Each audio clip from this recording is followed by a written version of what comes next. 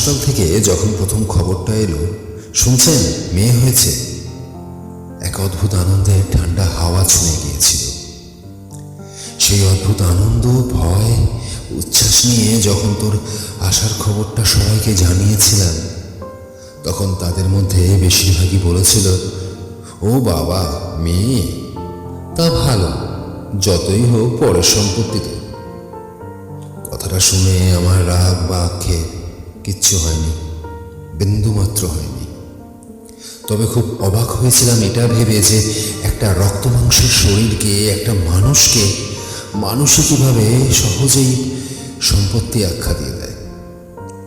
সেদিন আমার আর তোর মা দুজনেরই তুই এসেছিলিস বলে যত না আনন্দ পেয়েছি, তার থেকে বহুগুণ আনন্দ পেয়েছি এটা ভেবে যে জীবনেই প্রথমবার সময় আমাদের মনের মতো কিছু দিয়েছে।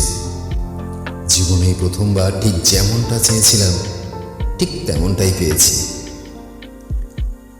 তবে তুই আজ বড় হচ্ছিস একটু একটু করে, বুঝতেও শিখছিস।